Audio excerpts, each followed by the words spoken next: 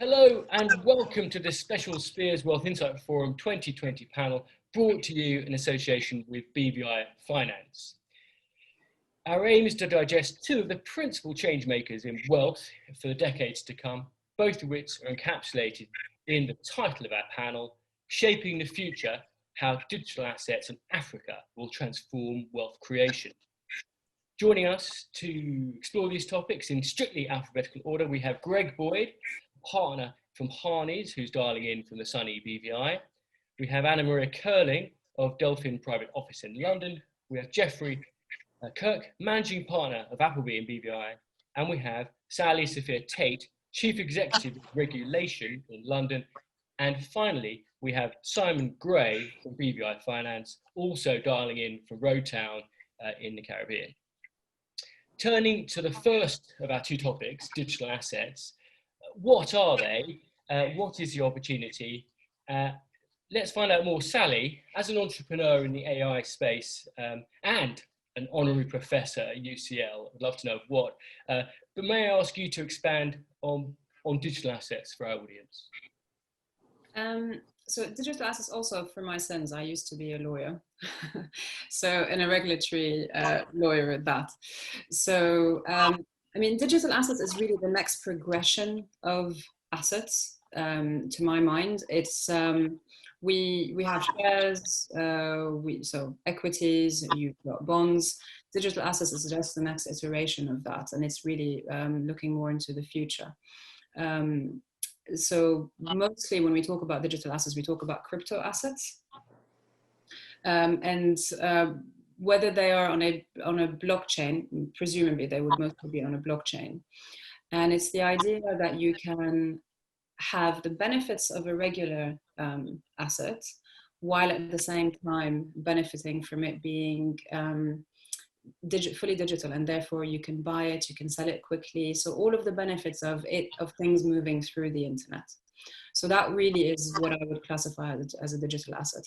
And it's quite tricky from a regulation perspective, because it could be, and I think we're all familiar with the 2018 crypto mania that happened. So you could have digital assets that are securities, some that are not, that are just purely a blockchain technology that's being used for a certain purpose. But I think for the purposes of this talk, we're talking about digital assets that represents a monetary value, so securities, for example. Okay, so in terms of digital assets, most of us are familiar with things like Bitcoin, but there are a couple of other kind of real-world examples you can give us of the sorts of things you're talking about. Okay, so I think I would encourage, first of all, to look at the Tech Delivery Panel, the UK Jurisdiction Task Force, and how they've divided the world of crypto assets and to talk about whether they are property or not. That's the first thing that I would say. Another example, have you heard of stable coins, for example? So, and this is a category. We're all familiar with Bitcoin, and we all know that Bitcoin continuously fluctuates, and therefore you can't really use it as a currency. A stable coin is a type of coin that mimics a currency in that it is pegged to one of the other currencies, so like the euro, the dollar, etc. So that would be another type of digital currency. There's a lot going on in that space, very much so. If you look at what the People's Bank of China is doing, so they're looking at, and there's not enough information about it yet publicly, at converting the yuan into a digital currency that would sit side by side next to the physical one. And that's because, and it would be very interesting for anybody listening, if you really want to look into the future and where technology is going, look at China. And look at the scale of technology in China. Well, that's a good point, and I think to turn to our other panelists, who I hope, like me, are suitably briefed now. What do digital assets mean for high net worth and family offices, and how can they take advantage of them? If I could turn first to Annamaria Koerling from Delfin Private Office, what are you seeing in this space, Annamaria?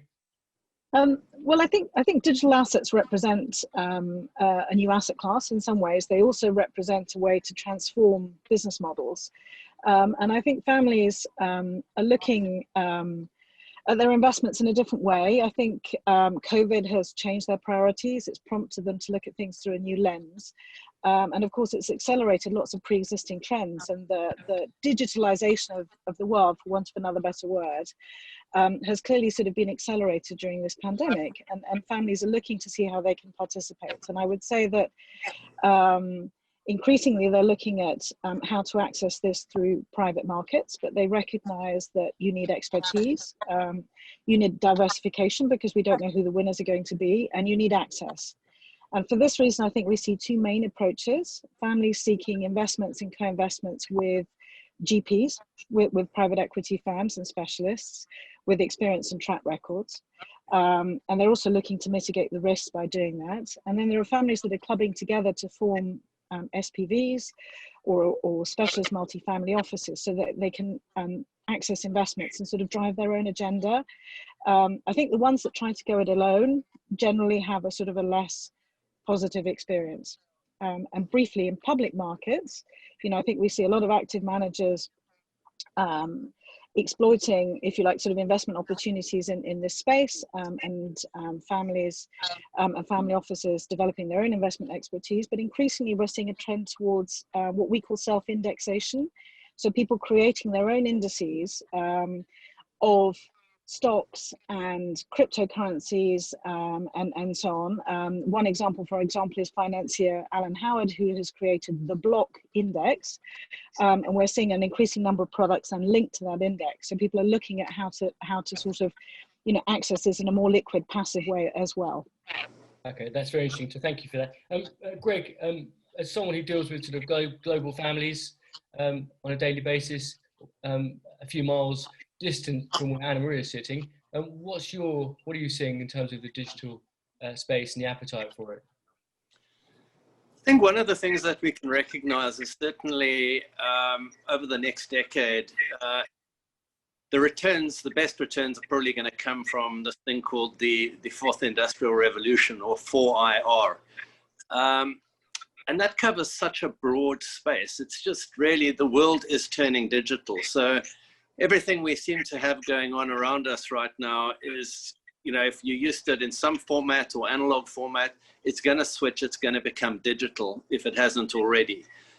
So being part of that is essential. And what I certainly see as a corporate lawyer who's done a lot of work in inbound investment into emerging markets, which is, where family offices and high net worths are starting to club together, as Anne-Marie just said, is certainly also in the infrastructure space, because it links to, again, what she mentioned about access. If you're going to get involved in the digital world, you need to be able to access it. And that comes through massive amounts of investment in, information and communications, technology and equipment. So having that broadband access to various people and having that available in the emerging markets is quite key. So I think that's going to be also, in addition to the other types of digital assets we've spoken about, is creating that network, that access point for people globally.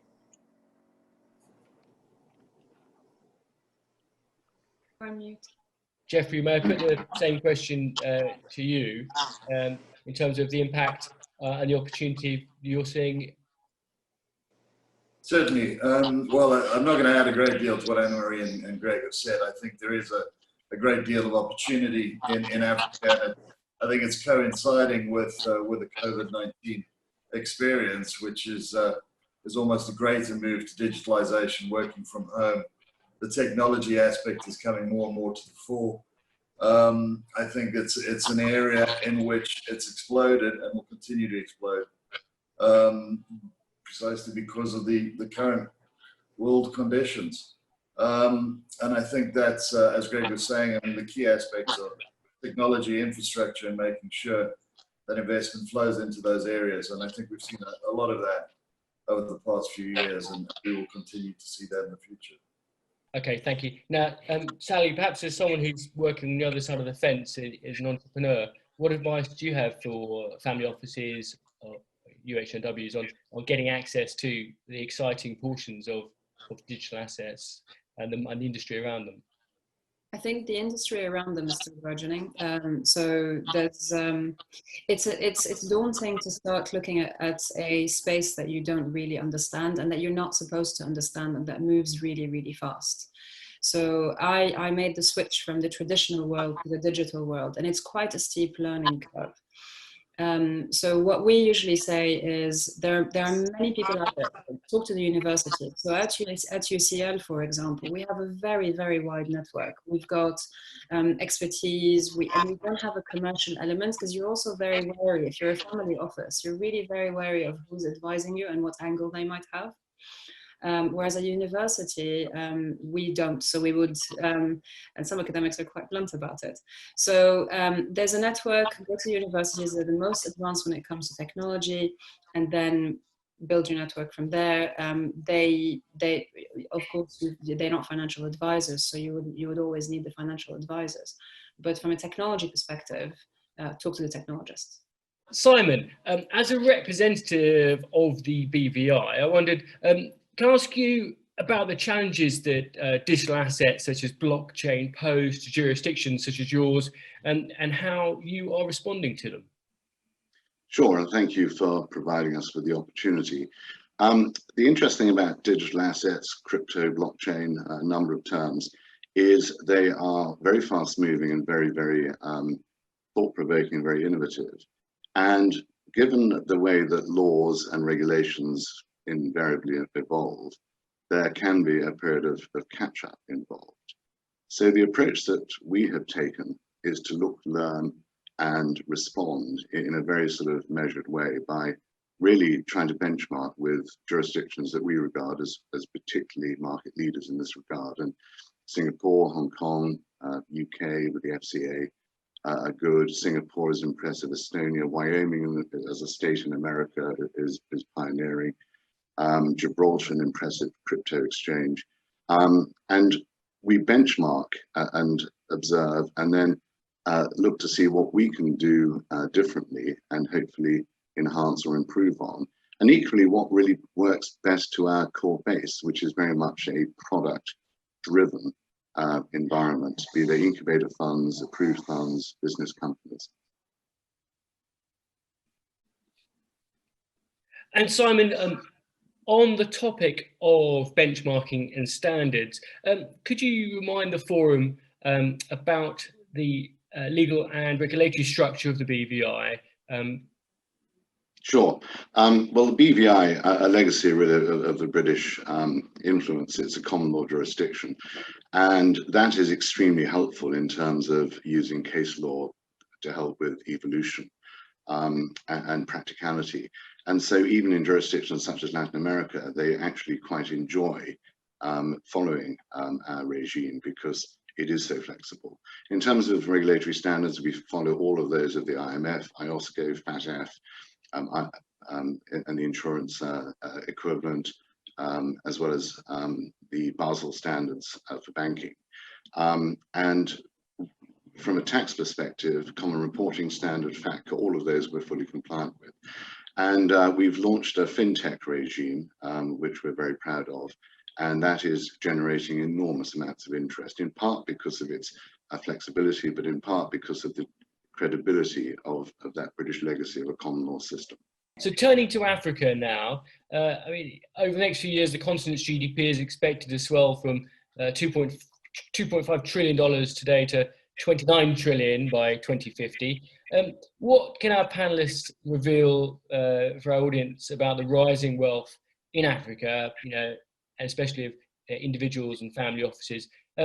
Jeffrey Bird of Appleby, perhaps I could ask you to give us an overview of what you're seeing in terms of emerging wealth in Africa.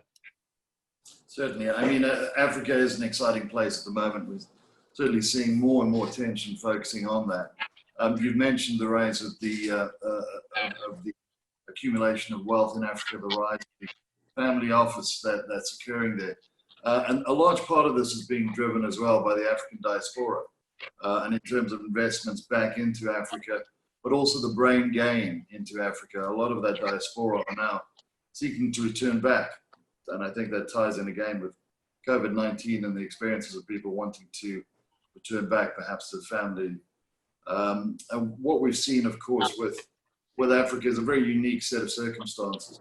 Unlike developing world elsewhere, Africa is almost a blank slate. It's in a position whereby it can leapfrog the technology. It's using mobile phone technology, smartphone technology to do away with the infrastructure requirements that had existed in the past. And I think that gives a lot of spectrum to a lot of investors as to the different opportunities it creates. So certainly very interesting. Okay, thank you for that. So Greg Boyd of Harneys, I wondered, what can you say about the wealth that you're seeing emerging from Africa and perhaps using the BVI as somewhere where they do business? I think part of the track record of the BVI that we are most proud about is how well we facilitated and been a conduit for foreign direct investment into emerging markets. In that space, the BVI vehicle is fantastic to be used as a capital raising vehicle. It's got enormous flexibility. As Simon mentioned, we have products that have been specifically designed to assist in the early investment stages, being incubator funds or approved funds. But equally, just on simple club deals and joint ventures and shareholding arrangements, BVI corporate law is really very, very progressive. It's very modern and it's very flexible and adapts well to commercial requirement. In itself, the BVI is also fairly electronic. It was one of the first corporate registries to allow electronic filing, the use of PDF documents. We don't require documents to arrive in original format with bells and whistles on them or anything like that. We've had an Electronic Transactions Act since 2001 that recognizes electronic signatures.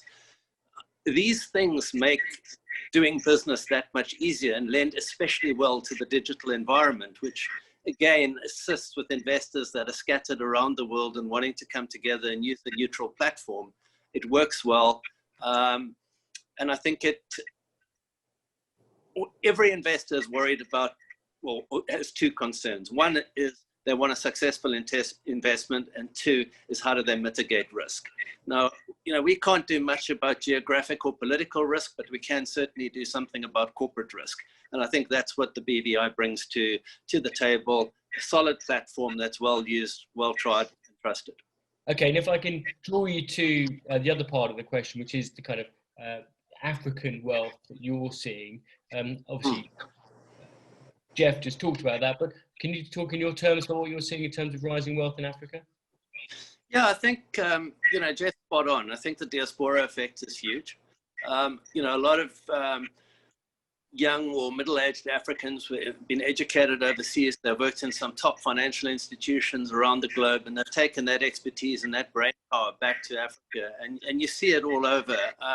So they're fantastic opportunities to partner with people on the ground in Africa who are either, setting up private equity offices or, these family offices or clubs of family offices. And there really is good expertise. So partnering with the right people is essential. And, I think if you're going into a place which there has always been a fear of risk associated with Africa and investing in Africa, for non-African investors going into that space, finding players on the ground who know their stuff and have the experience, it's available, it's there, and that is crucial to a successful investment.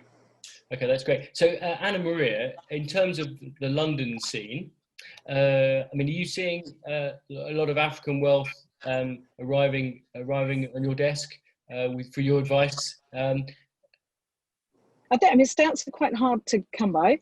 But I think sort of the last survey that I saw estimated that about 10% of family offices globally have wealth originating in Africa. And I think it's probably fair to say that, there are some great family offices sort of based in Africa, but many do choose a location outside of Africa.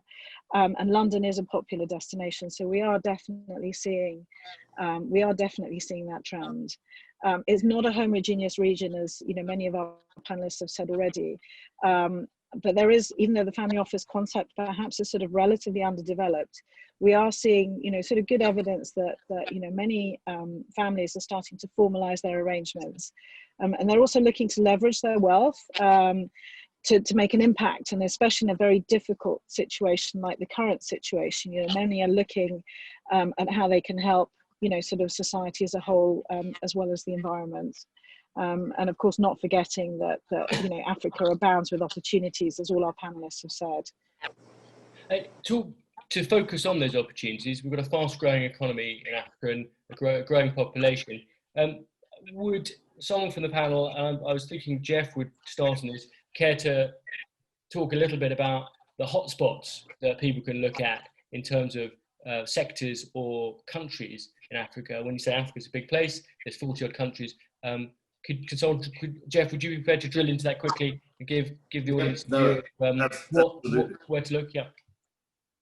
As Annamaria was saying, and we all agree, Africa is a very, certainly not a homogenous region, very different cultural experiences and opportunities and assets in each region. Clearly, I think the telecom sector, I mean, that's certainly been a massively growing sector, particularly if we look at East Africa, Kenya, Rwanda. But likewise, we see the same in terms of the growth of crypto assets in Nigeria and South Africa. In terms of specific areas, I would certainly say that hotspots are the property-backed tokens, particularly we've seen a number in relation to the hospitality industry, the hotel apartments, whereby there's a number of tokens that are geared towards investment into that sector, and then creating a token. Flight is one that gives you the opportunity to invest in a bespoke fund, which is in that hospitality accommodation sector. Certainly, I think one of the most exciting sectors going forward is in terms of remittance. I think that is historically, to transfer funds into Africa or out of Africa would take you'd have to deal with 3 different banks. It would take 2 to 3 days to do it, and would be a very expensive process. I think that's where we're seeing a great deal of movement opportunity on the digital asset front. Obviously, there's exchange control barriers to deal with, and these are challenges, legal regulatory challenges that will come in the future. But certainly, I think that is a very exciting sector in Africa. Okay, and more broadly, so you mentioned digital assets, and you mentioned telecoms and property-backed tokens, but more broadly, what are the other sectors that you think investors in London or elsewhere could or should be thinking about? I'd look at technology infrastructure. Yeah. The reason that M-Pesa is so big is because there was no incumbent infrastructure to replace. Mm-hmm. And the same applies for very many different things in technology, whether it's I don't know, autonomous vehicles, where you don't really have the same level of street and road history, whether it's marketplaces, whether it's data access, you name it. There's not that much history and infrastructure to undo and then replace. And therefore, and mirroring what was said by the panel earlier, investing in infrastructure, technology infrastructure really should be quite profitable. Okay, now that's very true. So, Greg, if I can ask you the same question, what sectors or territories do you think are the hottest? But then can I ask you to go back to what you're talking about, approaches, ways to approach the market without hoping getting your fingers burned? Could you just repeat the second half of that? Sorry, yeah, it was a little unclear. The second half is, if you could then move on to discuss some sectors and some topics or areas, but then talk about approaches of investment. So you mentioned earlier making joint ventures and so with clubs on the ground, but can you go into that a little bit more? Because I think that would be quite interesting for our listeners. Yeah, absolutely. I totally agree with Sally. I think, tech infrastructure is massively important, especially in the African space.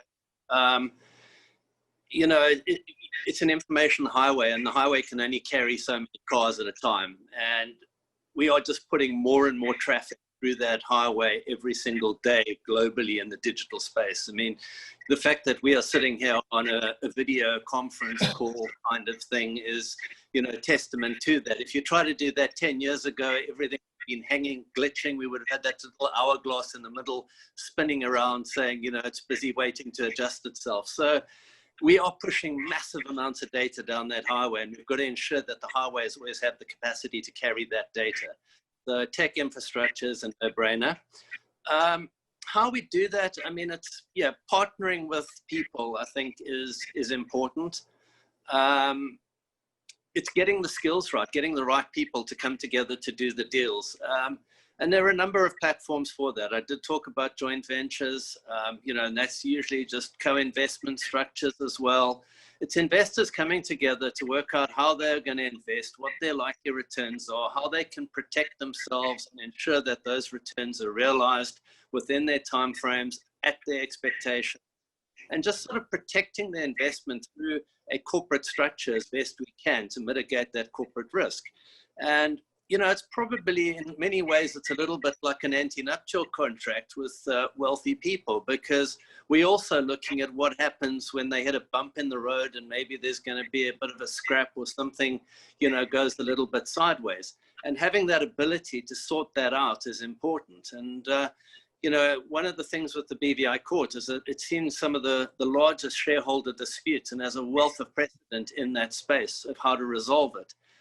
And allowing for a quick resolution of a dispute is essential in this space, because not only is technology in the digital world moving so quickly, but with any project, especially greenfields or new projects, if you hit a dispute and that dispute locks up the project for a number of years, that investment is going to die, the project is going to die along with it, and that doesn't help anyone. So you really need to have something that can resolve the disputes, and having a structure that is well put together and mitigates corporate risk and has, you know, a good bench of precedent to and access to a court that can really resolve those disputes quickly and efficiently and fairly is essential.